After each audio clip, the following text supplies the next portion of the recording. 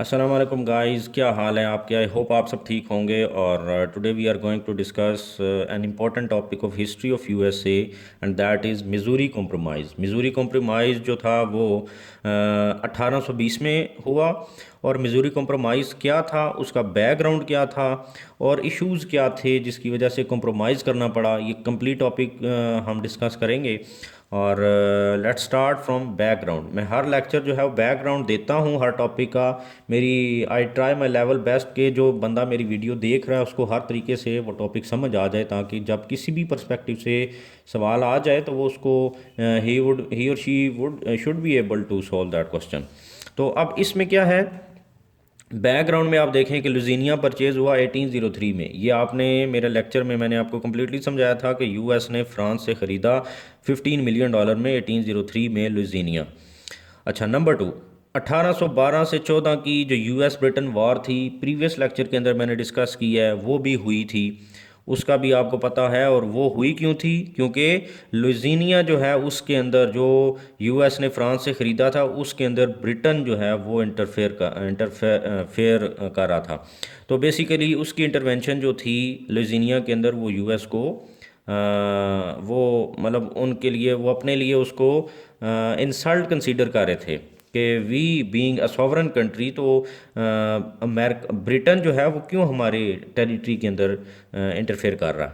फिर उसके बाद difference between northern and southern American states. Northern और सदर्न जो अमेरिकन स्टेट्स थी उस वक्त, उनके दरमियान भी कुछ डिफरेंसेस थे। वो क्या थे, जैसे कि नॉर्थ वाले थे, वहाँ पर जो सोर्स ऑफ इनकम था वो इंडस्ट्री थी, वो पावरफुल थे इकोनॉमिकली। पब्लिकली मतलब वहाँ पर जो पॉपुलेशन थी वो कम थी, लेकिन ये इकोनॉमिकली पावरफुल थे क्योंकि सोर्स ऑफ इनकम इनका इंडस्ट्री था। ये फिनिश गुड एक्सपोर्ट करते थे, तो इस वजह से ये पावरफुल थे। जब पावरफुल थे तो वहाँ पर इंफ्रास्ट्रक्चर भी बेहतर था। अच्छा, इसके अलावा ये एंटी स्लेवरी थे, ये नहीं चाहते थे कि हमारे मुल्क में स्लेवरी हो। और ये प्रो फेडरलिस्ट सिस्टम थे, ये चाहते थे एक सेंट्रल सिस्टम, एक सेंट्रल गवर्नमेंट हो और उसके अंदर सारी स्टेट्स हों। इस तरीके से वो एक पॉलिटिकल सिस्टम डेवलप करना चाहते थे। जबकि साउथ वाले उनसे उलट थे। साउथ वाले जो थे इनका सोर्स ऑफ इनकम एग्रीकल्चर था। अब एग्रीकल्चर जब था तो वहाँ पर मैन पावर ज़्यादा ज़रूरत थी, क्योंकि टुडे जो आज हर काम मशीनरी कर रही है उस वक्त ह्यूमन बीइंग खुद कर रहा था। तो वो मैन पावर ज़्यादा रिक्वायर्ड थी उसके लिए, तो जिसकी वजह से वो चाहते थे स्लेवरी हो, ताकि स्लेव से वो काम कराए जाएं। फिर इसके अलावा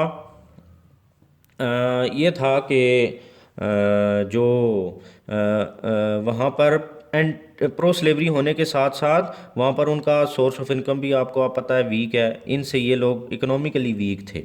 जब ये सारी चीज़ें हो गई तो इनके दरमियान डिफरेंसेस भी थे। और एक बड़ा इशू ये था कि ये नॉर्थ वाले प्रो स्लेवरी थे, सॉरी प्रो फेडरलिस्ट सिस्टम थे, और ये एंटी फेडरलिस्ट सिस्टम थे। ये नहीं चाहते थे कि एक ऐसी सेंट्रल गवर्नमेंट आ जाए जो हमें जो है ना वो प्रोसिक्यूट करे या टैक्सेस इंपोज करे या अपनी मर्ज़ी की हमसे काम कराए, क्योंकि ये समझते थे कि फिर अगर ऐसी गवर्नमेंट आएगी तो वही सिचुएशन डेवलप हो जाएगी जैसे ब्रिटेन हमसे काम लेता था। ब्रिटेन जो है वो अपनी असम्बलीज़ के अंदर लॉ पास करके हमारे ऊपर वो इम्पोज कर देता था, तो जो ये नहीं चाहते थे कि ऐसा हो।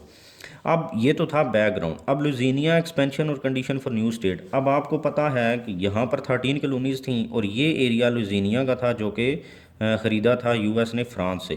गवर्नमेंट चाहती थी कि लोग यहाँ से निकलकर इस तरफ जाएं ताकि इस तरफ हमारी एक्सपेंशन हो और ये एरिया कम्प्लीटली हमारे जो है वो इंटरफेरेंस मतलब यहाँ पर हमारा असल वसूख बढ़ जाए, जो है इन्फ्लुएंस बढ़ जाए। जब लोग चले जाएंगे तो फिर हम हर तरीके से वहाँ पर काबिज़ हो जाएंगे। अब हुआ क्या कि उन्होंने कहा कि जब लोग यहाँ से इधर जाएंगे तो कंडीशन क्या थी, कंडीशंस फॉर न्यू स्टेट। तो जाहिर है जब लोग इधर से इधर जाएंगे तो एक एक एक नंबर जब बढ़ जाएगा तो फिर हम एक स्टेट्स तो डेवलप करेंगे ना वहाँ पर। तो उन्होंने कहा कि if population exceed 60,000 then it would be recognised as new state. मतलब कि यहाँ से जब लोग निकल निकल के इधर जाएंगे तो एक जगह पर जब 60,000 से ज़्यादा लोग हो जाएंगे तो फिर उस जगह को हम as a new state consider कर लेंगे। ठीक है, that area would be recognised as a new state जब किसी एरिया के अंदर 60,000 से पॉपुलेशन एक्सीड करेगी। Number one. नंबर टू, जब पॉपुलेशन एक्सीड कर जाएगी 60,000 से तो local government would be established, वहाँ पर लोकल गवर्नमेंट हम इस्टेब्लिश कर लेंगे और वो वहाँ के सारे जो मामलात हैं जो उनको रिजॉल्व करेगी, या वो कंट्रोल जो है वो लोकल गवर्नमेंट को दे दिया जाएगा। वहाँ की एडमिनिस्ट्रेशन कौन करेगी? Local government. तो ये दो कंडीशन रखी गई। जब यहाँ से लोग इधर जाएंगे तो 60,000 से ज़्यादा पॉपुलेशन हो जाएगी जब किसी जगह पर, तो हम उनको न्यू स्टेट कंसीडर कर लेंगे और वहाँ पर एक लोकल गवर्नमेंट इस्टेब्लिश होगी जो वहाँ को एडमिनिस्टर करेगी। अच्छा, कंडीशंस वाजे हैं। इशू कहाँ पर आया? हुआ ये कि इशू ये था कि रिकॉग्नाइज उसको कैसे किया जाएगा, कि जब 60,000 से ज़्यादा पॉपुलेशन होगी तो whether it would be a free state और अ स्लेव स्टेट, उसको आप रिकॉग्नाइज करेंगे एज अ न्यू स्टेट, तो वो आप उसको फ्री स्टेट के तौर पर रिकॉग्नाइज करेंगे या as a slave state recognise करेंगे। क्योंकि मैंने आपको बताया यहाँ पर कि सेंटर के अंदर, ठीक है, डिफरेंस बिटवीन उनके दरमियान एक इशू ये भी था कि सेंटर के अंदर हर स्टेट को 2 सीट्स दी गई, ठीक है, हर स्टेट की 2 सीट थी हाउस ऑफ रिप्रेजेंटेटिव्स के अंदर।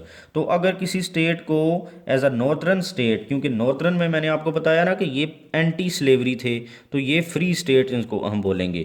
ये प्रो स्लेवरी थे तो हम इनको स्लेव स्टेट्स बोलेंगे, कि ये प्रो स्लेवरी थे, चाहते थे स्लेवरी हो एग्रीकल्चर को प्रमोट करने के लिए, तो ये प्रो स्लेवरी थे, तो हम सदर्न स्टेट्स को क्या बोल रहे हैं? स्लेव स्टेट्स, और नॉर्दर्न स्टेट्स को फ्री स्टेट्स हम बोल रहे हैं।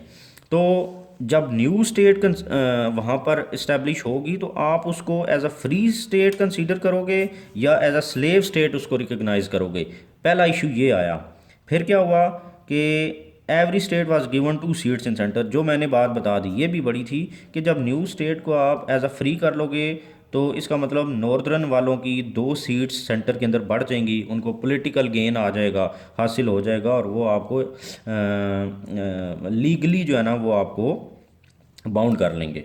फिर उसके बाद दूसरी तरफ अगर आपको वो फ्री स्टेट हो जाएगी तो फिर साउथ वालों को फ़ायदा हो जाएगा। तो इशू यहाँ पर आया कि आप उसको एज अ फ्री रिकॉग्नाइज़ करोगे या एज अ स्लेव रिकॉग्नाइज़ करोगे। इशू जब यहाँ पर पहुँचा तो ये, अब मिजूरी का क्या कॉम्प्रोमाइज़ था, मतलब कंडीशन भी समझ आ गई और इशू भी समझ आ गया। अब मिजूरी का इशू था क्या? मिजूरी बेसिकली क्या हुआ कि new state in Louisiana, Missouri जो थी लुइसियाना के अंदर जब एक्सपेंशन हुई तो 60,000 से ज़्यादा इसकी पॉपुलेशन हो गई और इसको रिकॉग्नाइज़ किया गया एज अ न्यू स्टेट। जब न्यू स्टेट रिकॉग्नाइज कर लिया गया तो रिकॉग्निशन का इशू ये हुआ कि आप इसको as a free state consider करोगे या as a slave state consider करोगे।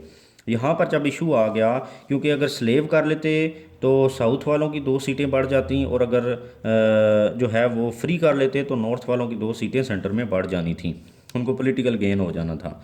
अब ये स्टेटस का इशू आ गया। Main state was establish by dividing Massachusetts state.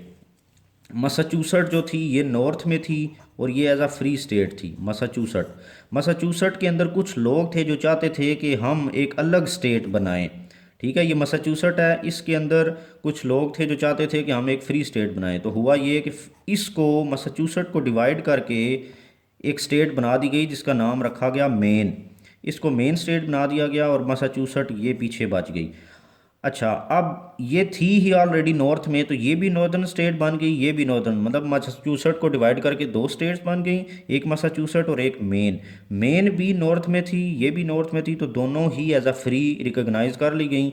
और जो थी आपकी मिजूरी क्योंकि इधर थी लुइसियाना में, तो इसको एज अ स्लेव कंसीडर कर लिया गया। तो ओवरऑल क्या हुआ कि जो वैसे स्टेट्स नॉर्थ और साउथ की इक्वल थी तो वो इक्वल ही रहीं, कोई भी स्टेट बढ़ाई नहीं गई। तो मतलब दोनों की, इसकी एक नई स्टेट बनाकर मेन बना दी गई और साउथ को मिजूरी दे दी गई। तो इस तरीके से दोनों को जो पहले से जो इनकी पॉलिटिकल सिचुएशन थी वो उसी तरह उनकी सीट्स इक्वल रहीं।